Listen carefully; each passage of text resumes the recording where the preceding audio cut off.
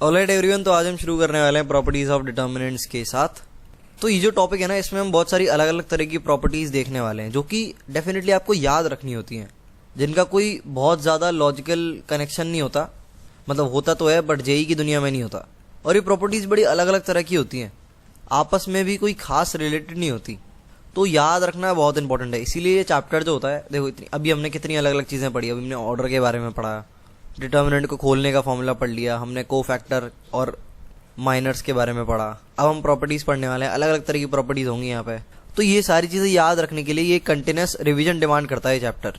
तो ध्यान रखना, चीज़ों को आपको कंटिन्यूसली रिवाइज करते रहना है। वो मैं थोड़े आने वाले टाइम में समझा दूंगा कैसे रिवाइज करना है इसे बेस्ट पॉसिबल तरीके से। और साथ में कंटिन्यूस प्रैक्टिस भी डिमांड करता है ना, कि टाइम टू टाइम आप इस चैप्टर के सवालों की प्रैक्टिस करते जा रहे हो, क्योंकि बहुत सारी अलग अलग चीज़ें हैं यहाँ पे। जैसे प्रॉपर्टीज पढ़ोगे, अलग अलग तरह की प्रॉपर्टीज आएंगी अभी। और ज़्यादातर स्टूडेंट्स के साथ यही होता है, वो प्रॉपर्टीज में मैशअप हो जाते हैं मैट्रिसेस की, और मैट्रिसेस में और प्रॉपर्टीज आती हैं, उन्हें प्रॉपर्टीज याद ही नहीं रहती है ना। और उनके लिए इसलिए चैप्टर जो है बहुत ज़्यादा टफ बन जाता है, और वो सोचते हैं फिर अब टाइम मिलेगा तब रिवाइज करेंगे। ऐसी सिचुएशन तुम्हारी नहीं होनी चाहिए। पहली बात तो प्रॉपर्टीज को शुरुआत में ही ढंग से समझ लेना, ये एक मस्ट है। उसके बाद रिवीजन और प्रैक्टिस को मेंटेन रखना, ये दोनों चीज़ें ध्यान रखना बहुत इंपॉर्टेंट है। चाहो तो अपनी कॉपी पे कहीं लिख लो और दीवार पे चिपका लो। क्या मैं उन पुराने चैप्टर्स जो मैंने पढ़ रखे हैं, ध्यान रखना दीवार पे चिपका सकते हैं, बहुत इंपॉर्टेंट चीज़ है। क्या मैं उन पुराने चैप्टर्स की कंटिन्यूस प्रैक्टिस और रिवीजन कर रहा हूँ? इसको रोज एक बार देखो और हर एक चैप्टर को रिमाइंड करो जो तुमने ऑलरेडी पढ़ रखे हैं, है ना, बहुत इंपॉर्टेंट है। तो यहाँ पर जो हम शुरू करते हैं पहले प्रॉपर्टीज ऑफ डिटर्मिनेंट के साथ। तो सबसे पहले जो है सबसे आसान प्रॉपर्टी होने वाली है। प्रॉपर्टी से पहले यार डिटर्मिनेंट खड़ा कर लेते हैं। तो यहाँ पर जो ये 3 ऑर्डर का डिटर्मिनेंट है आपका, 3 रोज 3 कॉलम, जो कि हमने पहले से ही पढ़ रखा है।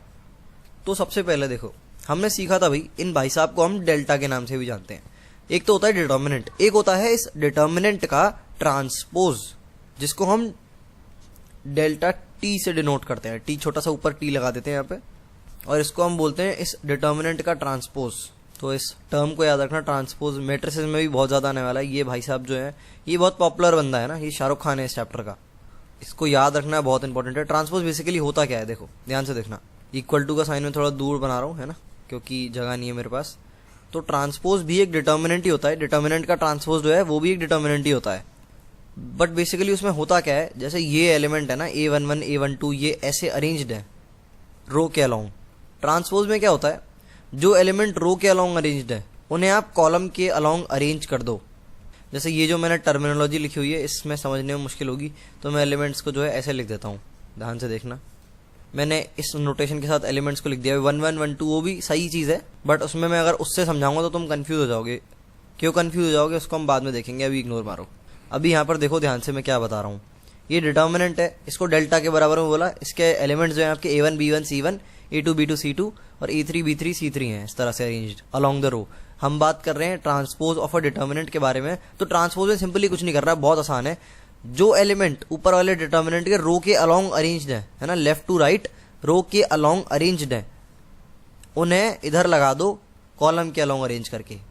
A1 B1 C1, और फिर सेम चीज सेकंड वाली रो के साथ करो, A2 B2 C2।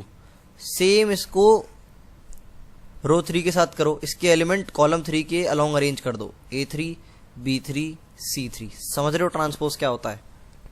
तो हम कुछ एग्जांपल्स की मदद से जो है इसे समझने की कोशिश करेंगे। एक्चुअल डिटर्मिनेंट्स को लेते हैं और उनका ट्रांसपोज निकालने की कोशिश करते हैं। मान लो ये तुम्हारा डेल्टा दे रखा है, delta is determinant over here, और तुमसे पूछा है कि डेल्टा टी दैट इज इस डिटर्मिनेंट का ट्रांसपोज जो है वो कैलकुलेट करो। तो तुम कैसे करोगे? सिंपल है, देखो जो पहली रो के अलोंग एलिमेंट है उन्हें पहले कॉलम के अलोंग अरेंज कर दो, जो दूसरे रो के एलिमेंट है उन्हें दूसरे कॉलम के अलोंग अरेंज कर दो, जो तीसरे रो के अलोंग एलिमेंट है उन्हें तीसरे कॉलम के अलोंग अरेंज कर दो। सिंपल। तो बड़ा ही इसका इजी पैटर्न होता है, पैटर्न बिल्कुल याद होना चाहिए। जैसे ये 1 2 3 इस लाइन में है, तो इन 1 2 3 को वर्टिकल कर दो, 1 2 3। ये 4 5 6 इस लाइन में है, इनको वर्टिकल कर दो, 4 5 6। ये 7 8 9 इस लाइन में है, इनको वर्टिकल कर दो, 7 8 9। समझे? तो यहाँ पर हम देख पा रहे हैं, हमने देख लिया कि ट्रांसपोज जो है कैसे कैलकुलेट करना होता है। जो ऐसे एलिमेंट होते हैं उन्हें ऐसे अरेंज करना होता है बस। तो यहाँ पर एक बड़ी इंपॉर्टेंट प्रॉपर्टी होती है कि देखो ये जो डेल्टा टी है ये भी तो एक डिटर्मिनेंट ही है, जो कि इन भाई साहब से निकल के आया है जब हमने पता किया कि ट्रांसपोज का एक्चुअली मतलब क्या होता है। तो यहाँ पे पता चल रहा है कि डेल्टा टी जो है वो भी एक डिटर्मिनेंट भी है, डिटर्मिनेंट ही है, उसकी भी कोई वैल्यू होगी। तो यहाँ पर एक प्रॉपर्टी होती है जो कि बड़ी इंपॉर्टेंट होती है, that is delta T is equals to delta. मतलब ट्रांसपोज का जो डिटर्मिनेंट होता है वो ओरिजिनल डिटर्मिनेंट के बराबर ही होता है। मतलब देखो दिखने में ये रिप्रेजेंटेशन तो अलग लग रही है, दिखने में अलग लग रहा है, देखो ध्यान से देखो, ये नंबर जो अरेंज है वो अलग अलग है, बट तुम जब दोनों को सॉल्व करोगे तब सेम ही रिजल्ट निकल के आएगा तुम्हारा। समझ पा रहे हो तुम मेरी बात? दोनों को जब हम सॉल्व करेंगे, वैल्यूज डालेंगे, जो हमारी डिटर्मिनेंट खोलना हमने सीख लिया है ऑलरेडी, तो हमारा जो फाइनल रिजल्ट निकल के आने वाला है वो दोनों की सेम वैल्यू आएगी। बड़ा इंपॉर्टेंट पॉइंट है, इसको याद रखना, दैट डिटर्मिनेंट की वैल्यू जो होती है वो बराबर होती है उसके ट्रांसपोज के बराबर, है ना। तो ये नोट्स में डालने वाली चीज़ है। हालांकि तुम्हारे लिए ये वक्त के साथ साथ बहुत ऑब्वियस हो जाएगी, क्योंकि इससे कई ज़्यादा कॉम्प्लिकेटेड प्रॉपर्टीज आने वाले टाइम में हम पढ़ने वाले हैं। कॉम्प्लिकेटेड है बट उनको हम सिंपल बना लेंगे। मतलब ज़्यादातर लोगों की कॉम्प्लिकेट हो जाती है क्योंकि पता नहीं वो क्या ही कर रहे होते हैं, जो कि डेफिनेटली हम नहीं करने वाले। तो हमने पहली प्रॉपर्टी पढ़ लिया डिटर्मिनेंट का ट्रांसपोज क्या होता है, और हमने ये देख लिया कि भाई डिटर्मिनेंट की वैल्यू उसके ट्रांसपोज की वैल्यू के बराबर होती है। Now moving on to the next property. तो इस प्रॉपर्टी को स्टैंडर्ड भाषा में बोलते हैं interchanging two rows and two columns, है ना। यहाँ पे टू आएगा, टू किसी रीजन से मैं येलो कलर से लिख रहा हूँ जिससे लोगों को याद रहे। सो नोटेटिंग इट अगेन, या फिर बोलूँ reciting it again, interchanging two rows and two columns. End में ऐसा आएगा, लोग बात शुरू कर देंगे अंग्रेजी गलत लिखता है, तो इसके लिए फिर से एक डिटर्मिनेंट खड़ा कर लेते हैं। तो ये हमने डिटर्मिनेंट बना लिया। अब काफ़ी लोग कंफ्यूज हो रहेंगे कि यार यहाँ पे आपने वन तो लिखा हुआ है, वन वन आता था ना यहाँ पे, तो यहाँ पे वन लिखा हुआ है, यहाँ पे वन वन आता था, वो उसका क्या हुआ? तो भाई वो लिखने का अलग तरीका था, वो डिटर्मिनेंट को लिखने का अलग तरीका था, और ये अलग तरीका। यहाँ पर हम A1 B1 C1 A2 B2 C2 A3 B3 C3 इस तरह से लिख रहे हैं, वो तरीका बिल्कुल अलग था, उसको इससे रिलेट मत करो। उसमें जब हम ऐसे लिखते थे A11 B, नहीं B तो आता ही नहीं था, उसमें सारे A ही होते थे, है ना। उसमें हमारा A11 के बाद A12 आता था, फिर A13 आता था, फिर नीचे होता था A21, इस तरह से हमारा कंटिन्यू होता था। ये लिखने का एक अलग तरीका है। कई बार ये तरीका बेहतर होता है और कई बार ये तरीका बेहतर होता है जो कि हम लिख रहे हैं, A1 B1 C1 A2 B2 C2 A3 B3 C3। दोनों लिखने के अलग अलग तरीके हैं, है ना, दोनों की अपनी अपनी रेलेवेंस है। वो लिखने में थोड़ा ज़्यादा लेंदी पड़ जाता है, 1 1 लिखो, 1 2 लिखो, बार बार सारे नंबर्स को लिखो, तो हम कई बार ये तरीका भी यूज़ करते हैं। तो यहाँ पर ऊपर क्या लिखा है, interchanging two rows and two columns, है ना। तो यहाँ पर सबसे इंपॉर्टेंट चीज़ है कि ये जो एंड लिखा है, एंड की जगह कर दिया जाए और। एंड की जगह और क्यों किया? मतलब आप दोनों में से कोई भी एक कर सकते हो। एंड की जगह और करने का मतलब ये है, या तो रो इंटरचेंज कर लो दो, या फिर दो कॉलम इंटरचेंज कर लो। अब रो इंटरचेंज करने का मतलब तुम्हें समझ आ रहा है? इंटरचेंजिंग टू रोज को पहले समझते हैं। कोई भी दो रो पकड़ो, सबसे पहले इसके लिए पता होना चाहिए रो क्या होती है ना। रो क्या होती है? रो के लिए मैंने तुम्हें एक तरीका बताया था। मैम बोलती है भाई पीछे वाली रो में कौन बैठा है, इससे हम आइडेंटिफाई कर सकते हैं कि भाई रो ये हॉरिजॉन्टल वाली लाइन होती है, यह पीछे वाली रो, यहाँ पे बदमाश बच्चे बैठे हैं, आगे आ जाओ तुम, ऐसे मैम बोलती है ना। तो ऐसे याद तुम जो है कर सकते हो इसे। तो जैसे कि ये बोल रहे हैं इंटरचेंजिंग टू रोज, तो पहले रोज सेलेक्ट कर लेते हैं। टोटल यहाँ पे 3 रोज हैं, R1 R2 R3, है ना। तो इनमें से कोई भी 2 रो सेलेक्ट करो और उन्हें इंटरचेंज कर दो। मैं सेलेक्ट करता हूँ यहाँ पर अपनी R2 रो और R3 रो, और इन दोनों को मैं कर देता हूँ इंटरचेंज। अब ऐसा ही तो बोल रही है हेडिंग, भाई जो इन लोगों ने बोला वही कर रहा हूँ मैं, कुछ अपना नहीं डाल रहा इसमें। तो ऐसा करने के बाद, इंटरचेंज करने के बाद हमारे पास ये आ गया। So after interchanging we get this. तो पहले वाले जो ऊपर वाला डिटर्मिनेंट है भाई, उनका कुछ नामकरण कर देते हैं, नीचे वाले कर देते हैं। तो इसको बोल देते हैं भाई कि आप तो डेल्टा 1 है, और जो नीचे नया आ गया इसको हम बोलते हैं भाई आप डेल्टा 2 हैं। अब दोनों तो अलग अलग है ना, रो इंटरचेंज हो गई है। यहाँ पर अगर देखोगे तो A2 B2 और C2 वाले एलिमेंट 3rd रो में है, और यहाँ पर A2 B2 C2 वाले एलिमेंट 2nd रो में है। तो यहाँ पर भाई प्रॉपर्टी क्या कहती है, जब आप कोई भी 2 रोज को इंटरचेंज करते हो या फिर 2 कॉलम को, अभी हमने रोज इंटरचेंज करी है, कॉलम को भी इंटरचेंज करके अभी हम देख लेंगे। तो प्रॉपर्टी कहती है कि जब भी आप 2 रोज को इंटरचेंज करते हो तो डिटर्मिनेंट की वैल्यू तो वही रहती है, बट उसका साइन बदल जाता है। ध्यान से देखना, यहाँ पर आपका डेल्टा 1 जो है वो होगा माइनस ऑफ डेल्टा 2 के बराबर। समझ रहे हो, मैग्नीट्यूड वही रहा बट साइन बदल गया। तो इसको हम एक प्रॉपर्टी की असली डिटर्मिनेंट की मदद से समझेंगे, इसमें असली नंबर्स भरे हुए होंगे हमारे। तो यहाँ पर बना लेते हैं। तो ये रहा हमारा बेसिकली एक डिटर्मिनेंट, इसको हम भाई डेल्टा के नाम से जानते हैं। और इसमें हम क्या करते हैं, R1 है, ये R2 है, ये R3 है। फिर से हम R2 और R3 को इंटरचेंज कर देते हैं। तो तुम ध्यान से देखोगे तो ऊपर वाला डेल्टा 1 है, नीचे वाला अलग है। मैंने उसमें R2 ऊपर वाले में, जब मैंने R2 और R3 को इंटरचेंज किया तो मेरे पास नीचे वाला डिटर्मिनेंट आ गया। ध्यान से देखो, ये जो 7 8 9 वाली लाइन है ये हमारे नीचे वाले डिटर्मिनेंट में 3rd नंबर पे है। तो ये जो है हमारी भाई डेल्टा 2 के बराबर हो जाएगी। अब इस डिटर्मिनेंट की रोज अलग है देखने में, ये R1 है, इसके लिए R2 है, ये इसके लिए R3 है। दोनों की डेल्टा 1 और डेल्टा 2 की R2 और R3 जो है दोनों अलग अलग हो गई एक दूसरे से। अब हम जब डेल्टा 1 और डेल्टा 2 को कैलकुलेट करेंगे, इनकी वैल्यू कैलकुलेट करेंगे अपना प्रॉपर फॉर्मूला लगा के, जो कि होगा यहाँ पर 1 मल्टीप्लाइड बाय 9 माइनस 16, फिर आ जाएगा माइनस का 2 मल्टीप्लाइड बाय 7 माइनस कितना आ जाएगा भाई, फिर से 16 आ जाएगा यहाँ पे। उसके बाद हमारे पास आएगा 4 मल्टीप्लाइड बाय कितना आ जाएगा 14 माइनस 18, है ना। ये फॉर्मूला सबको याद है ना, प्लस माइनस प्लस, और हम किस तरह से करते थे सारी चीज़ें। देखो ऐसे मैंने जल्दी लिख दिया ना, ऐसे तुम्हें लिखना है, क्योंकि मैंने इतनी बार डिटर्मिनेंट्स को सॉल्व कर लिया है कि अब मैं देख के ही सीधे लिख पा रहा हूँ इस फॉर्मूले को। सिमिलरली यहाँ पर जो है हम कैलकुलेट कर लेते हैं एक बार इसे, 1 मल्टीप्लाइड बाय 16 माइनस 9, फिर आएगा माइनस का 2 मल्टीप्लाइड बाय यहाँ पर आ जाएगा 16 माइनस 7, फिर आ जाएगा प्लस का 4 मल्टीप्लाइड बाय 18 माइनस 14। ध्यान से देखोगे तो सिंपली तो क्लियरली नजर आ रहा है कि दोनों में बस साइन का अंतर है। अगर मैं डेल्टा 1 में नेगेटिव साइन का मल्टीप्लाई कर दूं, है ना, पूरे में अगर बाहर माइनस साइन लगा दूं तो ये भाई साहब बन जाएंगे जो कि डेल्टा 2 है। ध्यान से देखो, यह 9 माइनस 16 है या 16 माइनस 9 है, ये 7 माइनस 16 है या 6 माइनस 7 है, यहाँ पर 14 माइनस 18 है या 18 माइनस 14 है। बस एक साइन के फ्लिप का अंतर है। Are you able to understand what I am trying to say? ये क्लियरली नजर आ रहा है यहाँ पे कि भाई delta 1 is equals to minus of delta 2, मतलब एक रो को इंटरचेंज करने से डिटर्मिनेंट का साइन बदल गया। तो यहां पर हम कह सकते हैं भाई delta 2 is equals to minus of delta 1। समझ पा रहे हो मेरी बात? बड़े ध्यान से, बहुत इंपॉर्टेंट प्रॉपर्टी है, ध्यान रखना।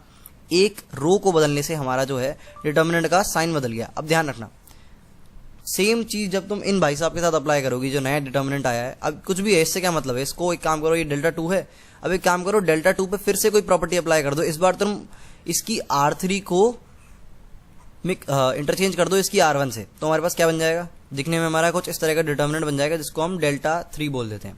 देख रहे हो, मैंने इसकी R3 और R1 को इंटरचेंज कर दिया तो मेरे पास ये निकल के आ गया।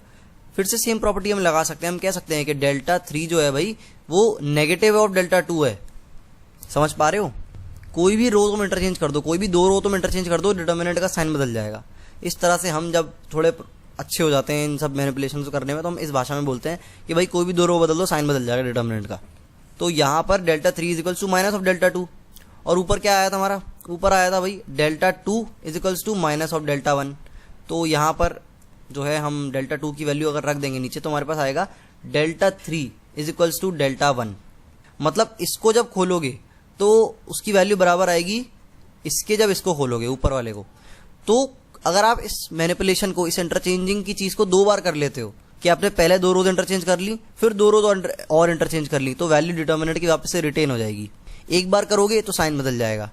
तो यहाँ पर मैंने ये लिख दिया है कोट अनकोट, है ना। एक बार करोगे तो साइन बदलेगा, दो बार करोगे तो वैल्यू रिटेन हो जाएगी, तीन बार करोगे तो क्या होगा, देखो दो बार करने पे वैल्यू रिटेन हो गई, तो मतलब ओरिजिनल डिटर्मिनेंट पे वापस आ गए हम, है ना, वैल्यू पे। फिर उसमें अगर एक और बार कर दोगे, यानी कि टोटल 3 बार, तो फिर से साइन बदल जाएगा।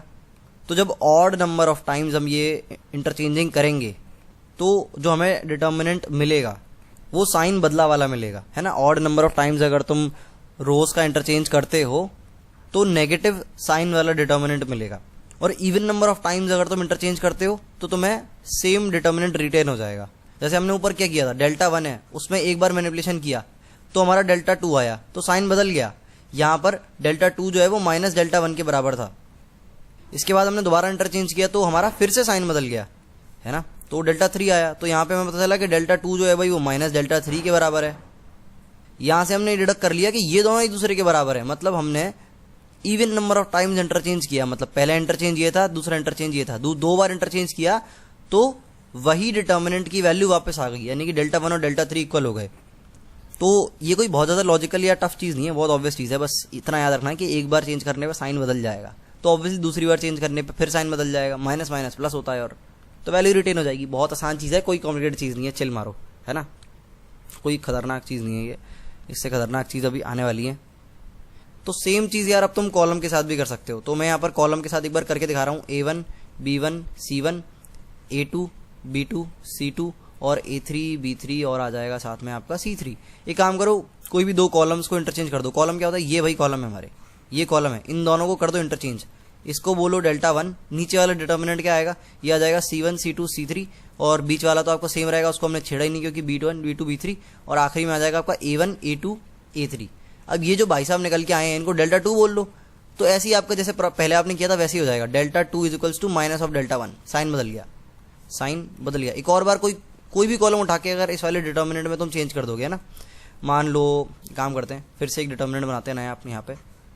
इस बार हम क्या करते हैं, इस डिटर्मिनेंट में ये बीच वाला उठाते हैं और इसका थर्ड वाला उठाते हैं और इन दोनों को इंटरचेंज कर देते हैं। इंटरचेंज करेंगे तो हमारे पास क्या बन जाएगा, C1 C2 C3, ये तो ऐसे एज इट इज हमारा सेम ही रहेगा। और यहाँ आ जाएगा आपका कितना आ जाएगा, एक मिनट, यहाँ पर कुछ गड़बड़ी होगी मैंने इंटरचेंज करने में जल्दीबाजी में। दूसरे वाले डिटर्मिनेंट में C1 C2 C3 कैसे आ गए, कुछ तो हुआ है, कुछ हो गया है। एक मिनट, ये मैंने गलत लिखा है, गलत लिखा है, गलत लिखा है, गलत लिखा है। इसको जब इंटरचेंज करेंगे, नहीं सही तो लिखा है, C1 C2 C3 इधर आ जाएगा, ठीक है। A1 A2 A3 इधर आ जाएगा, नहीं नहीं कोई दिक्कत नहीं है, चले चले चले चले। तो यहाँ पर जब हम इंटरचेंज कर रहे हैं, हमने क्या किया था, हमने इन दोनों को इंटरचेंज किया था। ऐसा होता है कई बार छोटी मोटी टाइपोज हो जाती है ना, तो बता दे रहा हूँ, कहीं भी अगर टाइपोज हो जाती हैं, छोटी मोटी मिस्टेक्स अगर हो जाती हैं कैलकुलेशन वगैरह की, तो तुम्हें कमेंट सेक्शन में मिल जाएंगी, पिंड कमेंट में। तो चाहो तो वीडियो शुरू करने से पहले एक बार कमेंट सेक्शन में नजर डाल सकते हो भाई कि भाई यहाँ पिंड कमेंट में कुछ दे तो नहीं रखा। तो टाइम स्टैम्प्स के साथ में डालता रहूँगा है ना चीज़ें। अगर बहुत ज़्यादा बड़ी एरर कभी कभार हो जाती है, मान लो कभी 100 वीडियो में एक में हो गई, तो मैं तो उसको तो फिर वीडियो अपलोड करूँगा नहीं, वैसे ऐसा होगा नहीं, चिंता मत करो। तो इंटरचेंज करने पे हम क्या कर रहे हैं, हमने इस वाले नए वाले डिटर्मिनेंट में भी 2 कॉलम उठाए और उनको इंटरचेंज कर दिया। तो यहाँ हो गया A1 A2 A3 और इधर आ जाएगा आपका B1 B2 B3 इस तरह से। तो ये आपका बन गया डेल्टा 3। तो यहाँ पर हम कह सकते हैं भाई एक बार इंटरचेंज किया है तो साइन चेंज होगा, तो delta 2 is equals to minus of delta 3, यानी कि delta 1 is equals to delta 3। तो कॉलम के साथ करो, रो के साथ करो, तुम्हारी मर्जी, तुम कैसे भी करो, नई नई चीजें निकालो इसमें से, है ना। बेसिक चीज समझ आनी चाहिए, एक बार कॉलम इंटरचेंज किए तो साइन बदलेगा, एक बार रो इंटरचेंज करिए तो साइन बदलेगा। तो अब ये चीजें क्रॉस में भी वर्क करती हैं, जैसे कि आपको यहाँ पे देखा है A1, सॉरी ये आपका नया डिटर्मिनेंट है, चलो है ना डेल्टा। अब मान लो मैंने एक बार तो रो इंटरचेंज कर दी, मैंने R1 को पकड़ा और एक मिनट, ये मैं कॉलम की जगह रो को लिख रहा हूँ, मैंने यहाँ पे R1 को पकड़ा और यहाँ पर मैंने R2 को पकड़ा है ना, इन दोनों को इंटरचेंज कर दिया, तो मेरे पास ये आ गया, ये जो है मेरे पास नया डिटर्मिनेंट निकल के आ गया। तो इसकी ये नई रोज का नामकरण है, R1 R2 है, इसके R3 है। तो यहाँ पर जो है नए वाले डिटर्मिनेंट को हम डेल्टा 2 बोलेंगे और ऊपर वाले को डेल्टा 1 बोलेंगे। तो हमें पता है कि भाई डेल्टा 1 जो है ये भाई साहब ये माइनस ऑफ डेल्टा 2 के बराबर है। अब एक काम करो, जो ये डेल्टा 2 है इसमें तुम कॉलम को इंटरचेंज कर दो, पहले रो इंटरचेंज करी थी फिर कॉलम इंटरचेंज कर दो। तो इन कॉलम को मैं इंटरचेंज करूंगा, इन दोनों को मैं इंटरचेंज कर देता हूँ। ये मैंने C2 और C3 को पकड़ा और इंटरचेंज कर दिया, तो ऐसा देखने के लिए हमारे पास डेल्टा 3 आ गया। अब एक बार इंटरचेंज किया तो हम फिर से बोल सकते हैं कि भाई delta 2 is equals to minus of delta 3। यहाँ से फिर आ गया कि भाई डेल्टा 1 जो है वो डेल्टा 3 के बराबर है। तो जब मैं बोलता हूँ कि इवन नंबर ऑफ मैनिपुलेशंस तुम करते हो, तो वो रो और कॉलम दोनों के ही है ना, दोनों के मिला के बोल रहा है वो। यहाँ पर इवन नंबर ऑफ मैनिपुलेशन किए, एक रो का था एक कॉलम का था, तो वापस से वैल्यू रिटेन हो गई है ना, डेल्टा 1 वापस से उसकी वैल्यू रिटेन हो गई जब हम डेल्टा 3 पे पहुंचे। अगर ऑड नंबर्स होंगे, किसी के भी हों, रो के हों या कॉलम के इंटरचेंज के हों, तो नेगेटिव साइन आ जाएगा, है ना। ध्यान रखना, रोज से रो को ही इंटरचेंज करते हैं, कॉलम से कॉलम को ही इंटरचेंज करते हैं, ऐसा मत कर देना भाई, ध्यान रखना। इसके लिए मैं एक बड़ा सा रेड क्रॉस लगा देता हूं, ऐसा मत कर देना कि तुम कॉलम को रो से इंटरचेंज कर दो, है ना। ये देखो जैसे कि यहां पर मैं गलत चीज करके दिखा रहा हूं, सावधान रहें, सतर्क रहें, गलत चीज करके दिखा रहा हूं। A1 A2 A3, तुम मतलब पेपर में बैठे हो सोचने लग जाओ, एक मिनट A1 A2 A3 नहीं आएगा, यहाँ पर A1 B1 C1 आएगा, A1 B1 C1। ऐसा मत करना कि यार आज ना बढ़िया तिगड़म लगाते हैं, सवाल सॉल्व करते हैं, ये R1 दे रखा है और ये हमारा C2 दे रखा है, इन दोनों को एक काम करते हैं इंटरचेंज कर देते हैं। ये R1 है, ये C2 है, इन दोनों को इंटरचेंज करते। कैसे करोगे इंटरचेंज, दिमाग से पैदल हो क्या। रो और कॉलम को इंटरचेंज एक दूसरे से नहीं कर सकते, ये भाई सावधान रहें, सतर्क रहें। एक और बार मैं जो है क्रॉस लगाता हूँ गंदे से कलर वाले पेन से, वैसे इतना गंदा भी नहीं है बट स्टिल, है ना।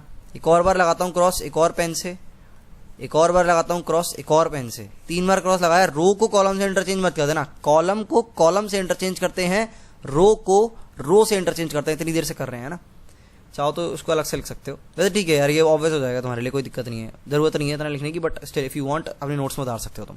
बाकी मैंने एक इंपॉर्टेंट बताई थी रिवाइज वाली और प्रैक्टिस वाली, वो तुम्हें दीवार पर लगानी है ना, ये इंपॉर्टेंट है। तो भाई ये हमने बहुत ही बेसिक कुछ प्रॉपर्टीज होती हैं पढ़ ली हैं और अच्छे स्टडी कर ली, एग्जाम्पल दे लिए उनके बहुत सारे, है ना। 20 मिनट तक स्टडी कर ली, इनफ टाइम दे दिया इन प्रॉपर्टीज को। मिलते हैं अगली वीडियो में।